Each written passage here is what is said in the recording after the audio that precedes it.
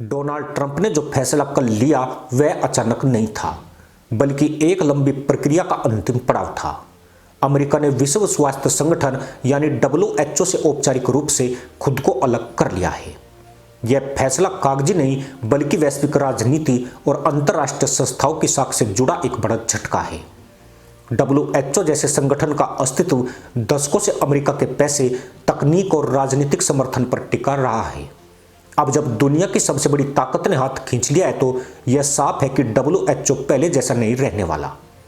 WHO की स्थापना 1948 में हुई थी और तब से लेकर अब तक यह संगठन खुद को वैश्विक स्वास्थ्य का सबसे बड़ा मंच बताता रहा है।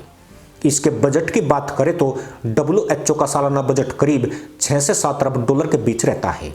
इसमें सबसे बड़ा योगदान अमेरिका का होता था।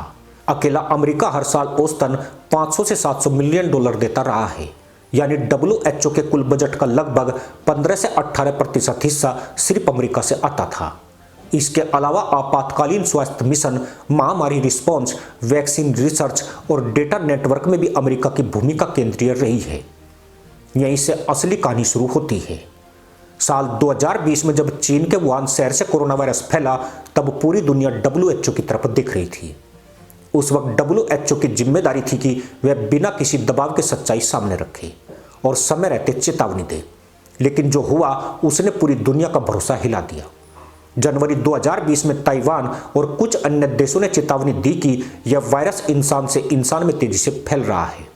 इसके बावजूद WHO ने चीन की आधिकारिक लाइन दोहराई और कहा कि मानव से मानव संक्रमण के पुख्ता सबूत नहीं है। उस वक्त चीन ने वुहान में लॉकडाउन जैसी सख्त जानकारी भी पूरी तरह साझा नहीं की थी। इसके बावजूद WHO ने चीन की पारदर्शिता की तारीफ की। यही वह मोड़ था जहां अमेरिका और कई अन्य देशों को लगा कि WHO एक निष्पक्ष संस्था की तरह नहीं, बल्कि चीन की ढाल बनकर खड़ा है। मार्च 2020 तक जब पूरी दुनिया लॉकडाउन में चली गई, तब तक बहुत देर हो चुकी थी। अमेरिका में कोरोना से 10 लाख से ज्यादा लोगों की मौत दर्ज हुई। यह आंकड़ा सिर्फ स्वास्थ्य संकट नहीं, बल्कि राजनीतिक और सामाजिक आक्रोश का कारण बना। डोनाल्ड ट्रंप ने उसी समय WHO पर खुलकर हमला किया। उन्होंने कहा कि अमेरिकी टैक्स पेयर्स का पैसा ऐसे संगठन को क्यों दिया जाए जो चीन के दबाव में काम करे। 2020 में ही ट्रंप ने WHO की फंडिंग रोक दी थी और अमेरिका को बाहर निकालने की प्रक्रिया शुरू कर दी थी। हालांकि बाद में सत्ता बदलने के बाद अमेरिका फिर WHO में लौट आया, लेकिन अविश्वास की दरार कभी भरी नहीं। अब ट्रंप की वापसी के साथ वही अधूरा फैसला पूरा कर दिया गया है। अमेरिका ने साफ कर दिया है कि वह अब WHO का हिस्सा नहीं रहेगा और न ही उसे फंड देगा। इसका सीधा असर WHO की आर्थिक स्थिति पर पड़ेगा। बजट में तुरंत 15 से 20% की कटौती तय मानी जा रही है, लेकिन असली संकट पैसों से ज्यादा भरोसे का है। जब सबसे बड़ा दाता बाहर निकलता है तो बाकी देशों में भी सवाल उठते हैं। चीन की भूमिका यहां बेहद अहम हो जाती है। चीन आर्थिक रूप से अमेरिका जितना योगदान नहीं देता, लेकिन संगठन के भीतर उसका प्रभाव लगातार बढ़ा है। WHO के कई फैसलों और बयानों में चीन के हित साफ दिखाई दिए। इसी कारण पश्चिमी देशों में यह धारणा बनी कि WHO धीरे धीरे एक संतुलित वैश्विक संस्था की जगह एक पक्षपाती मंच बन गया है। अब इसका सबसे बड़ा असर उन देशों पर पड़ेगा जो WHO पर पूरी तरह निर्भर है। पाकिस्तान उनमें सबसे ऊपर है। पाकिस्तान दुनिया के उन गिने चुने देशों में शामिल है जहां आज भी पोलियो पूरी तरह खत्म नहीं हुआ है। 2023 और 2024 में दुनिया भर में पाए गए पोलियो मामलों में करीब 40% मामले पाकिस्तान से आए हैं। WHO पाकिस्तान में पोलियो उन्मूलन पर हर साल 50 से 60 मिलियन डॉलर खर्च करता है। इसके अलावा टीबी, हेपेटाइटिस, एड्स और मातृ शिशु स्वास्थ्य से जुड़े दर्जनों कार्यक्रम चल रहे हैं। पिछले 5 वर्षों में WHO ने पाकिस्तान में करीब 300 मिलियन डॉलर से ज्यादा का सीधा खर्च किया है। यह पैसा सिर्फ दवाओं और वैक्सीन पर नहीं, बल्कि कर्मचारियों की ट्रेनिंग, सर्विलांस सिस्टम और फील्ड ऑपरेशन पर लगाया गया। पाकिस्तान की अपनी स्वास्थ्य व्यवस्था इतनी कमजोर है कि WHO के बिना इन कार्यक्रमों को चलाना लगभग असंभव है। अब जब WHO का बजट सिकुड़ेगा तो सबसे पहले ऐसे ही देशों पर कैंची चलेगी। विकसित देश वैकल्पिक व्यवस्था बना सकते हैं, लेकिन पाकिस्तान जैसे देश पूरी तरह इस सहायता पर टिके हुए हैं। इसका मतलब साफ है कि आने वाले समय में पाकिस्तान में बीमारियों का खतरा और बढ़ सकता है। यह सिर्फ पाकिस्तान की समस्या नहीं होगी, बल्कि वैश्विक स्वास्थ्य के लिए भी खतरा बनेगी। अफ्रीका और कुछ लैटिन अमेरिकी देशों की स्थिति भी कुछ ऐसी ही है। WHO हर साल दुनिया भर में करीब 150 से 200 आपातकालीन स्वास्थ्य मिशन चलाता है। इनमें युद्ध प्रभावित क्षेत्र, प्राकृतिक आपदाएं और महामारी शामिल है। अमेरिका के बाहर निकलने से इन मिशनों की संख्या और गुणवत्ता दोनों प्रभावित होगी। भारत की स्थिति यहां अलग है। भारत WHO का सदस्य जरूर है, लेकिन उस पर निर्भर नहीं है। कोविड के दौरान भारत ने खुद वैक्सीन बनाई और 90 से ज्यादा देशों को सप्लाई की। भारत की स्वास्थ्य क्षमता पिछले एक दशक में काफी मजबूत हुई है। भारत अब मदद लेने वाला नहीं, बल्कि मदद देने वाला देश बन चुका है। इसलिए WHO का कमजोर होना भारत के लिए उतना बड़ा संकट नहीं है जितना पाकिस्तान जैसे देशों के लिए। डोनाल्ड ट्रंप का यह फैसला सिर्फ WHO तक सीमित नहीं है। यह एक बड़ा संकेत है कि अमेरिका अब उन अंतर्राष्ट्रीय संस्थाओं को बिना सवाल पैसे नहीं देगा जिनकी निष्पक्षता पर शक हो। यह संयुक्त राष्ट्र प्रणाली के लिए भी चेतावनी है। अगर संस्थाएं शक्तिशाली देशों का भरोसा खो देती है तो उनका ढांचा खुद ब खुद हिलने लगता है। अब दुनिया एक नए दौर में प्रवेश कर रही है। WHO बना रहेगा, लेकिन पहले जैसा प्रभावशाली नहीं रहेगा। चीन इस खाली जगह को भरने की कोशिश करेगा, लेकिन भरोसा पैसा देकर नहीं खरीदा जा सकता। अमेरिका के बिना WHO का रास्ता मुश्किल होगा और उस मुश्किल का सबसे बड़ा बोझ कमजोर देशों पर पड़ेगा। पर मामला यहीं तक सीमित नहीं है। अब दुनिया एक ऐसे खालीपन में खड़ी है जिसे पावर वैक्यूम कहा जाता है। अमेरिका के बाहर निकलते ही WHO के भीतर वह संतुलन टूट चुका है जो दशकों से किसी तरह बना हुआ था।